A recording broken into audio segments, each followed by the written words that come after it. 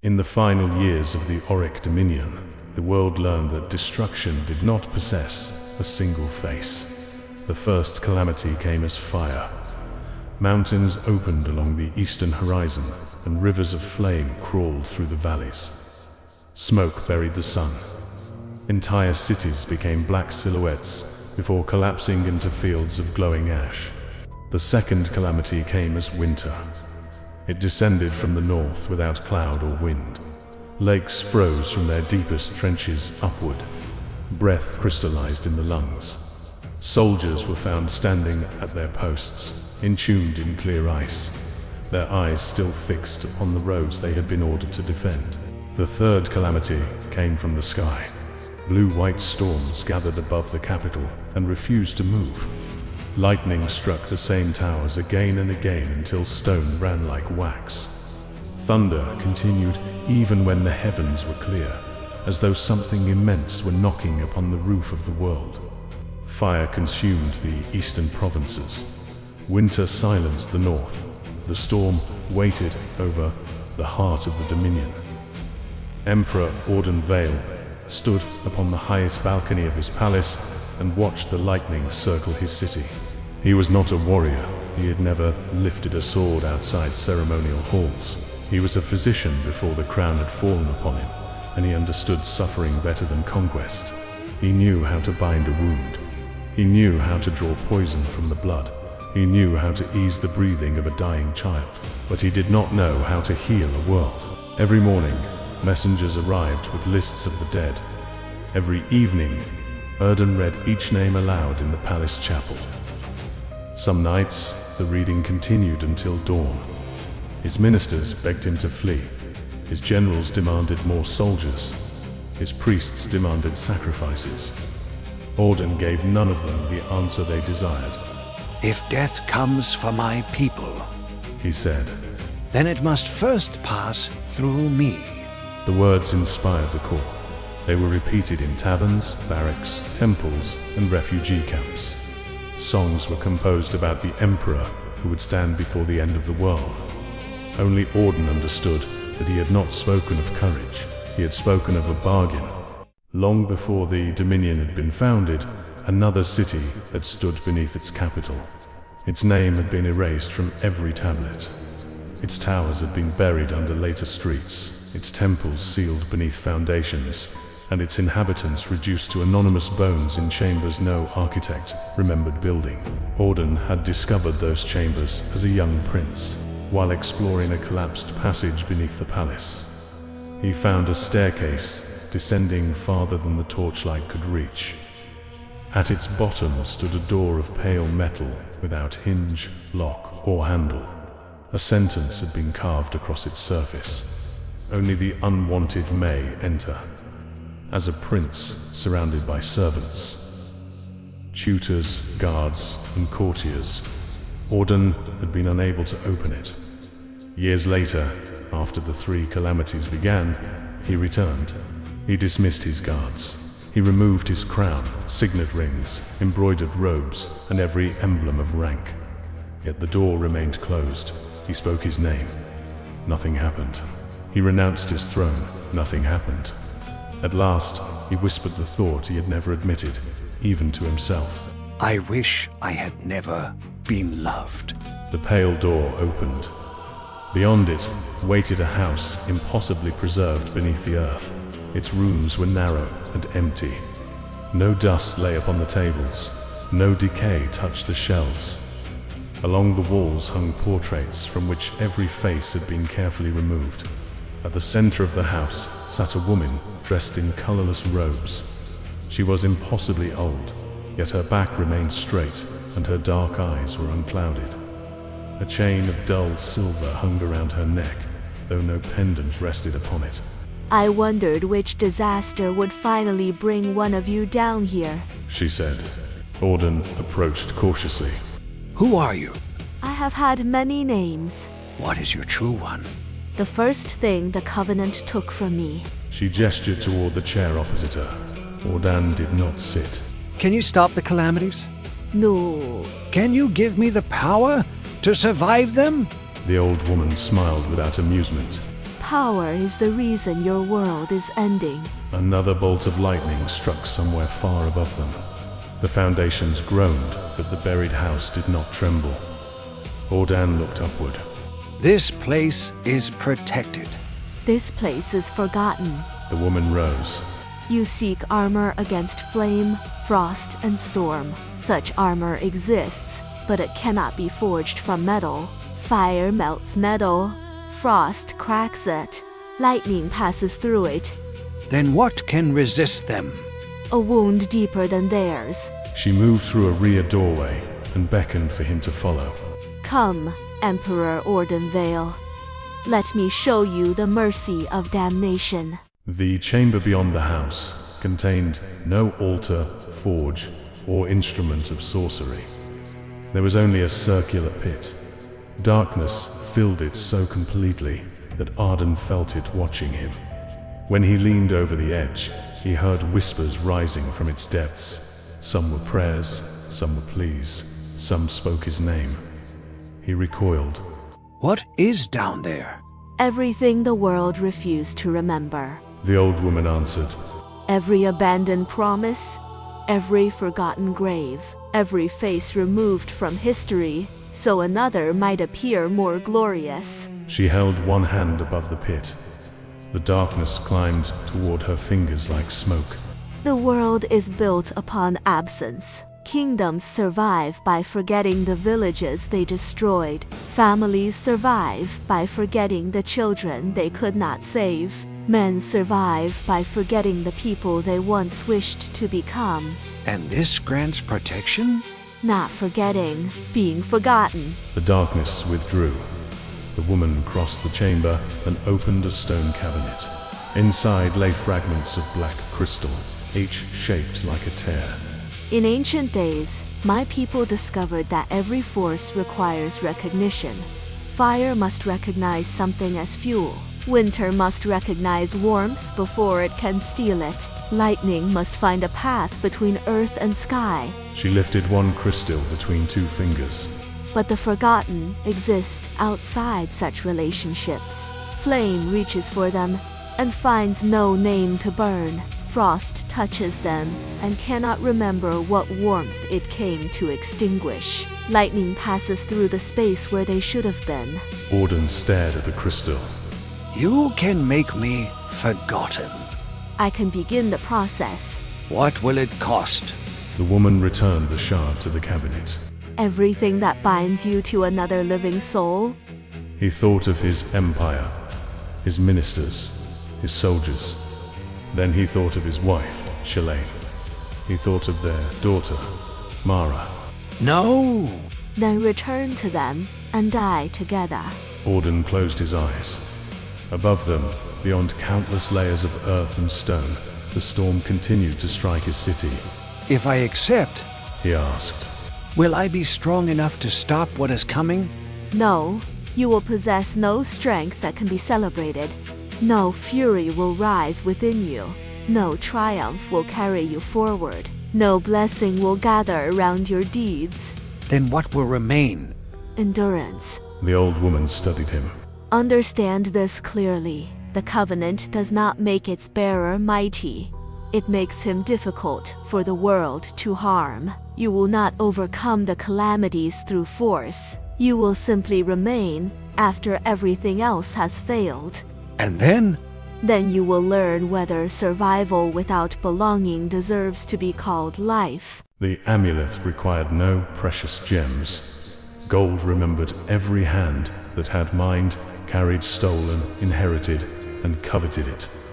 Silver retained the reflected faces of those who gazed upon it. Iron carried the memory of blood. The covenant could not be housed in such materials.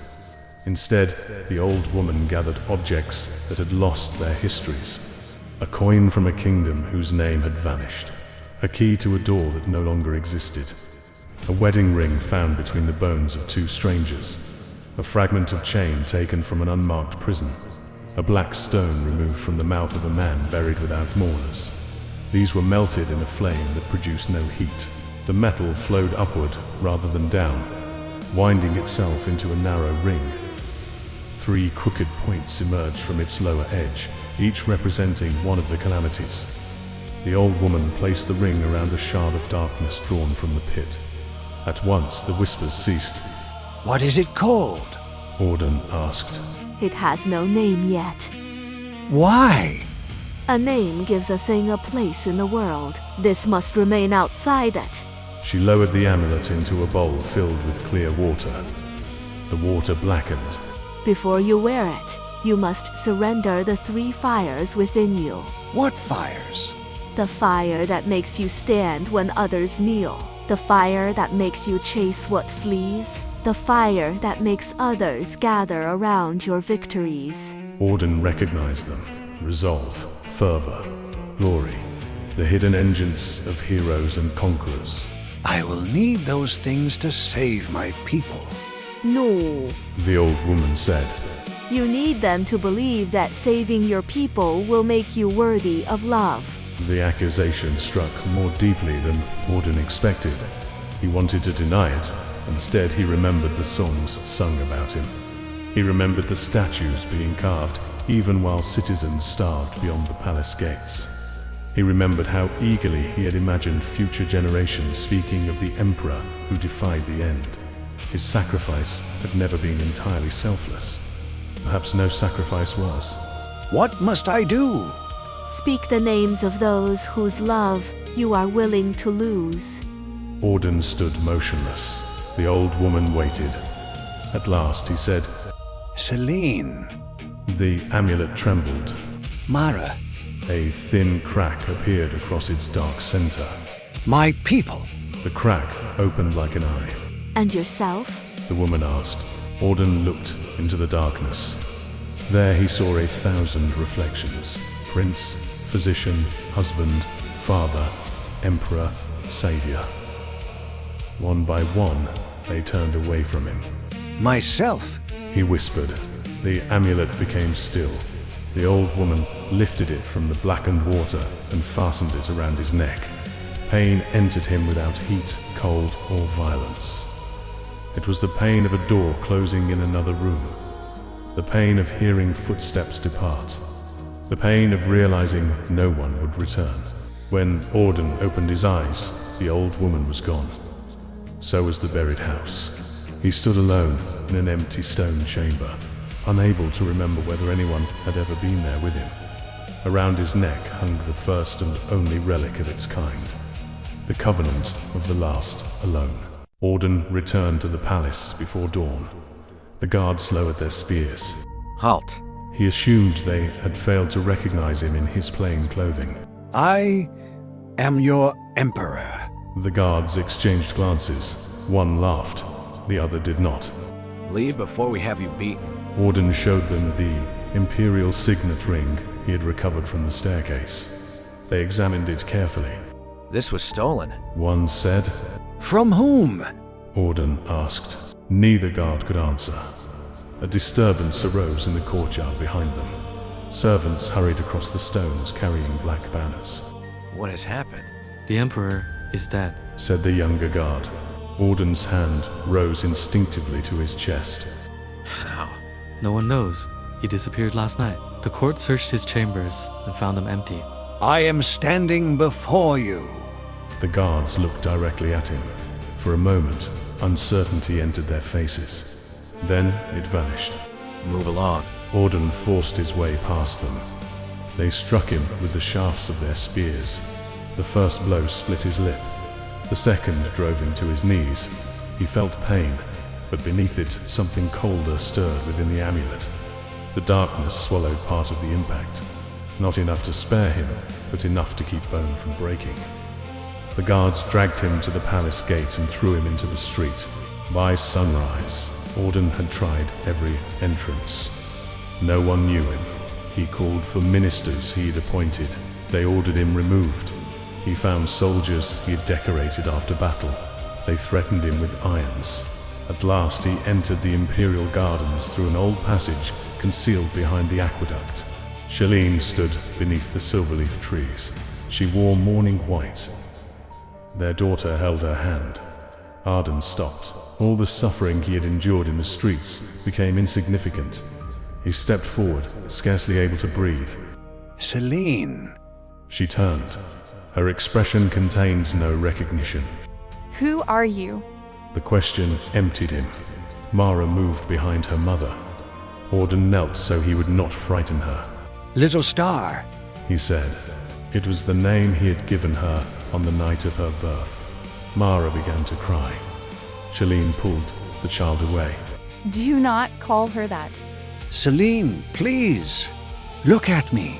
Guards entered the garden. Ordan could have resisted.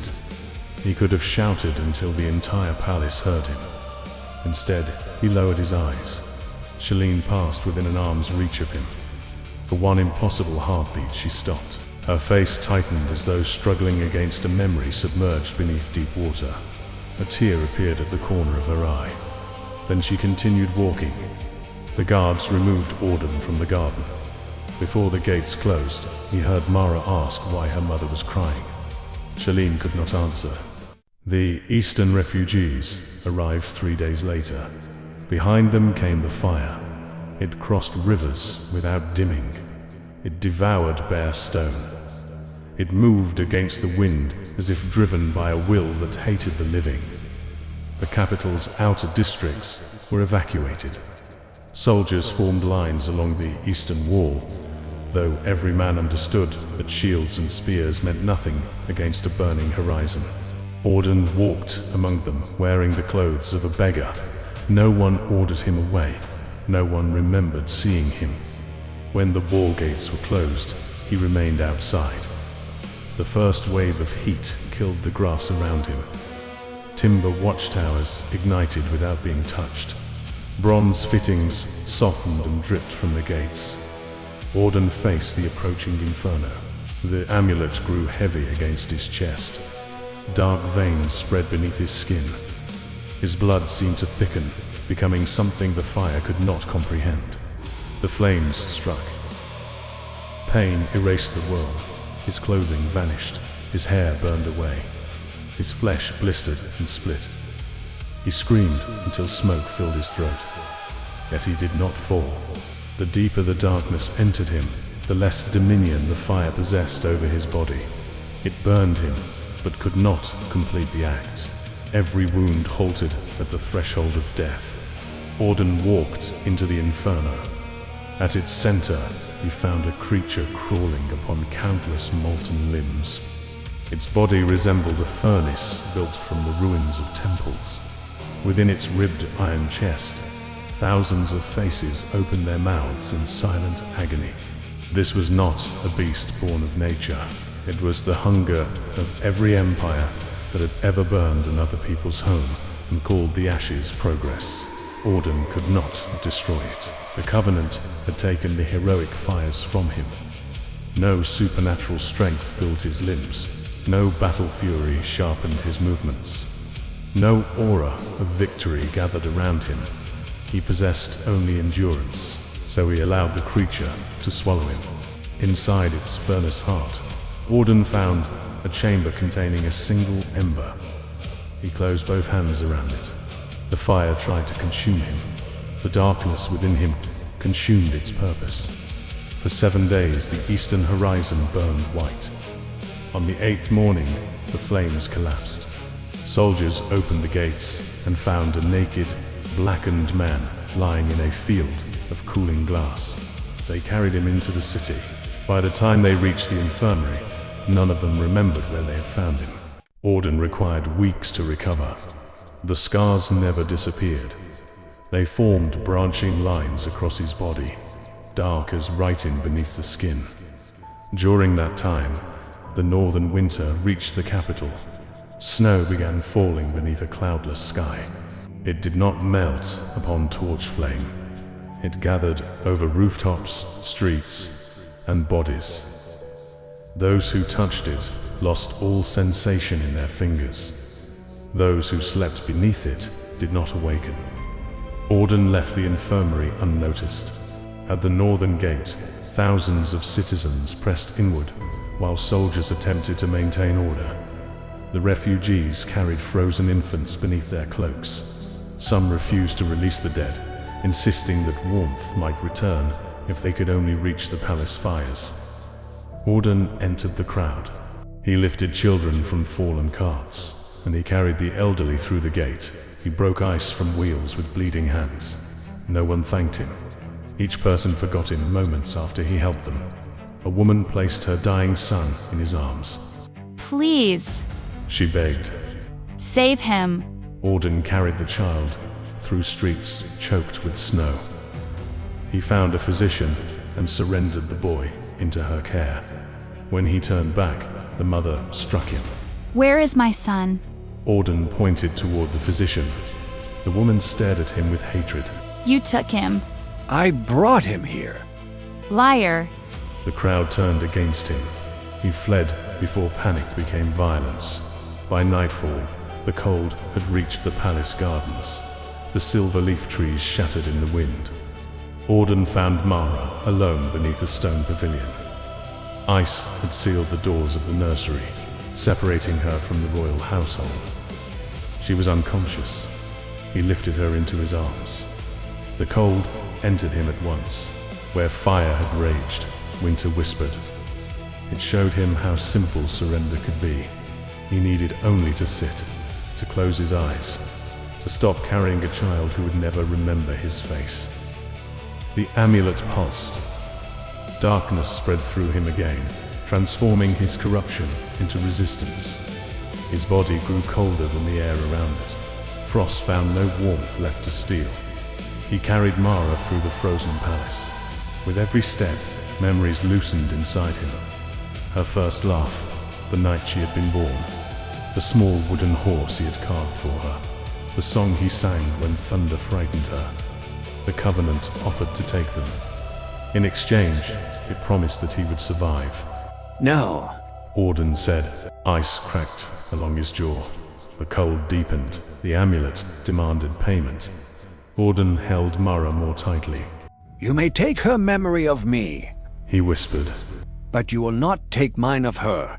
Something within the relic recoiled.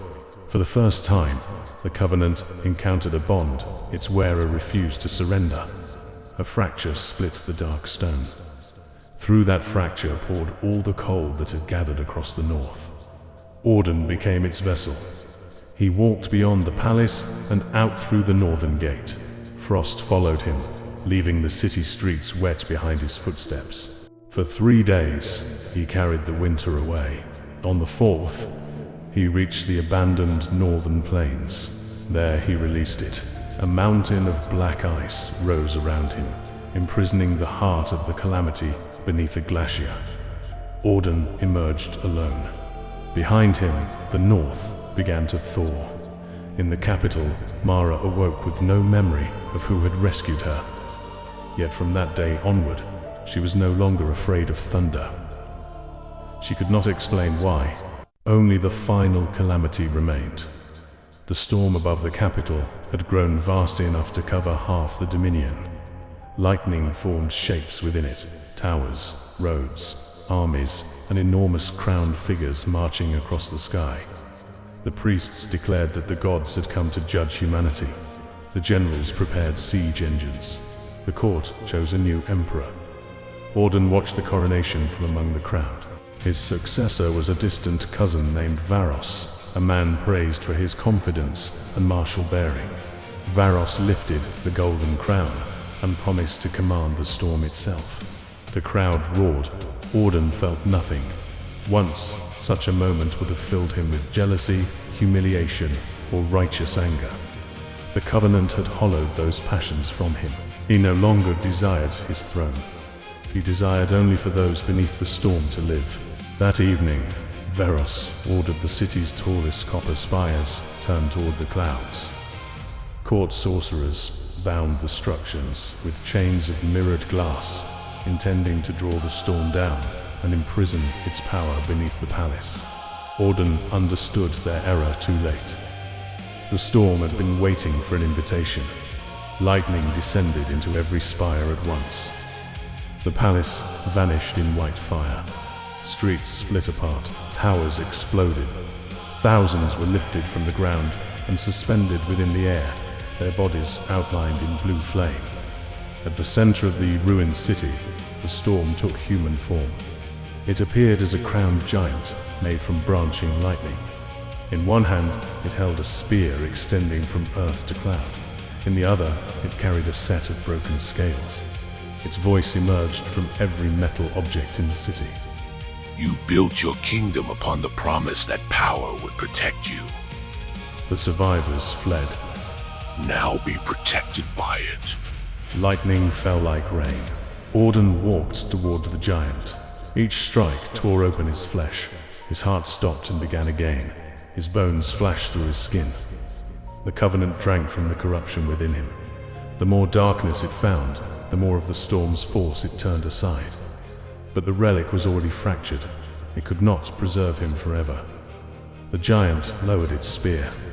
You have no crown, Ordan continued forward. no army, He climbed the steps of the ruined palace. no glory. He looked up into the thing's blazing face. I have nothing you can take. The spear descended. Ordan caught it between his hands. The lightning burned the last clear traces of his identity from the world. His decrees vanished from palace archives. His face disappeared from coins. His name faded from monuments. The songs composed about him lost their words. Even Selene and Mara forgot that there had ever been an emperor before Varos. But the Covenant remained. It held the absence where Ordan Veyl had once existed. Into that absence, the entire storm collapsed. Clouds spiraled downward. Lightning folded into the black stone. Thunder became a faint vibration against Ordan's chest. The crowned giant stretched, fractured, and disappeared into the amulet. For the first time in many years, the sky above the capital became clear. The survivors looked upon the palace steps. They saw a scarred stranger kneeling among the ruins. Then they looked away. When they looked back, they could not remember why they had noticed him. The Dominion survived. Its eastern provinces were rebuilt upon black glass. Rivers returned to the north. New towers rose beneath calm skies. History credited Emperor Varos with ending the three calamities. Statues showed him standing against fire, winter, and storm. Priests proclaimed that his courage had earned the mercy of heaven. Children learned his name before they learned the names of their grandparents. Ordan did not protest. He wandered the roads beyond the capital. The Covenant would not allow him to age. Illness entered his body and became harmless. Poison strengthened the darkness in his blood. Fire, frost, and lightning still caused pain, but could no longer claim his life. Bandits killed him 3 times. Each time he rose after they had gone. Wild beasts tore him apart. He returned. He drowned in a flooded valley and walked from the water months later. Yet immortality brought no companionship. Travelers forgot conversations while still speaking with him. Innkeepers could not remember renting him a room. Dogs ceased barking the moment they turned away. Whenever Ordan remained in a village for more than a few days, people became uneasy. They found footprints without knowing who had made them. Doors opened without remembered visitors. Food disappeared from tables set for no guest. He became a haunting without a ghost. Centuries passed. The Dominion fractured into smaller kingdoms. Those kingdoms fought, merged, and vanished. Languages changed. Roads sank beneath forests. The capital became a ruin whose true name no scholar could decipher. Ordan remained. Sometimes the amulet whispered to him. It spoke with the voices of the calamities imprisoned within it. The fire promised warmth. The winter promised rest. The storm promised power. Ordan accepted none of them. Then one evening, he heard another voice. A woman singing softly. He stopped walking. The song was old, older than the kingdoms around him, older than the ruins beneath his feet. He knew it. He did not remember how. The voice belonged to Selene. The Covenant had taken her memory of him, but it had not destroyed the bond completely. A fragment had remained inside the amulet, trapped within the darkness that separated him from the world. Then came a child's laughter. Mara. Ordan sank to his knees. For centuries he had believed himself entirely forgotten. Now he understood the deeper cruelty of the Covenant. The love taken from the world had not vanished. It had been imprisoned within the Relic. Every abandoned memory, every severed bond, every moment in which another person had almost recognized him, they were all inside the stone. His immortality had been sustained by the very connections he believed he had sacrificed. The Covenant did not feed upon isolation. It created isolation so that it could feed forever. Ordan returned to the buried city beneath the old capital. The palace had long since collapsed, but the staircase remained. At its bottom stood the pale metal door. The inscription was unchanged. Only the unwanted may enter. The door opened before he touched it. Beyond waited the preserved house. The faceless portraits remained upon the walls. The tables remained free of dust. At the center of the house sat the old woman. She looked exactly as she had centuries before. You remembered me. She said. No, Then why have you returned? to end it. Ordan tore the amulet from his neck and placed it upon the table. At once, age entered his body. His back bent, his skin withered, his vision dimmed.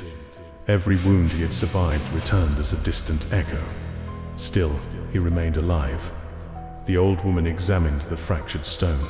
You resisted it. It imprisoned them. It preserved them. Those are not the same. To the dead, perhaps they are. Ordan looked at the empty silver chain around her neck. You wore one. I forged the first. What did it take from you? My children. Do you remember them? Every moment. The old woman's expression finally changed. Grief moved through it like a shadow beneath water. They do not remember me. She continued. Their children did not remember me. Their bloodline flourished for 1,000 years because I stood against everything that threatened it. And did they ask you to? No. Ordan understood then. Neither of them had sacrificed themselves entirely for others. They had also refused to accept the helplessness of love.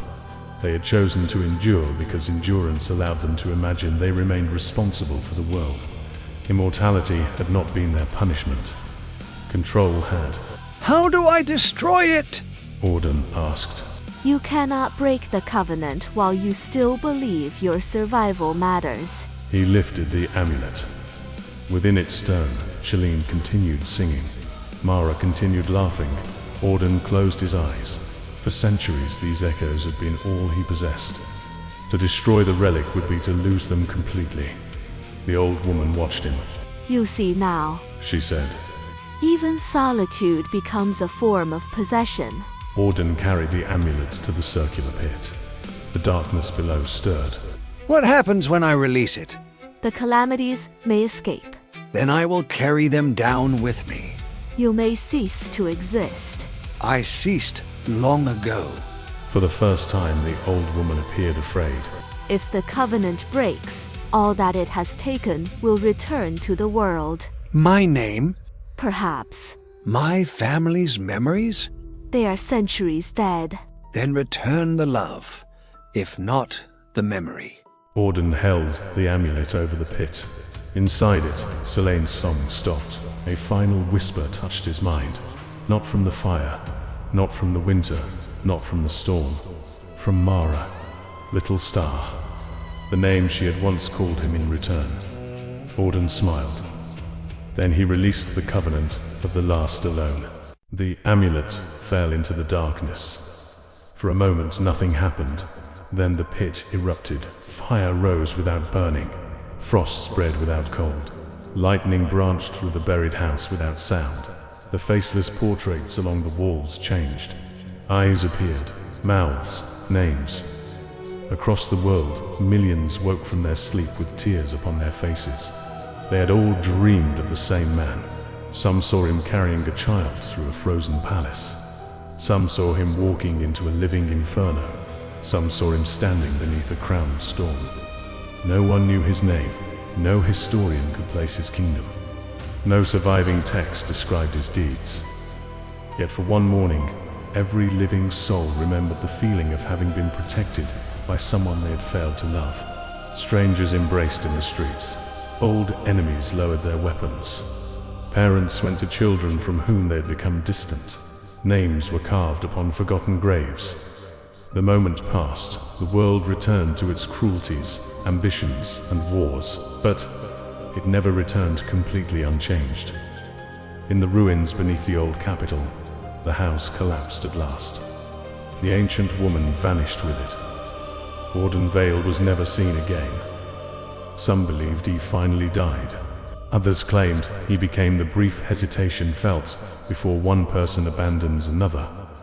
The quiet instinct that makes a soldier lower his sword, a traveler turn back for a fallen companion, or a ruler read the names of the dead rather than count them. The amulet, however, survived.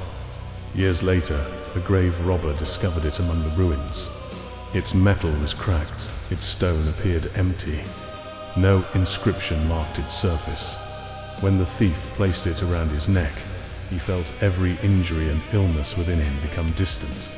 Fire seemed less hot, winter seemed less bitter. The storm above him seemed suddenly small. Then his companions turned.